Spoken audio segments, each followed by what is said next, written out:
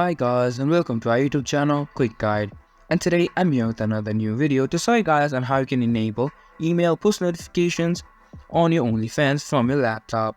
To do so, first of all, you just have to log into your OnlyFans account by going on to Google Chrome and searching for onlyfans.com and inputting your account credentials.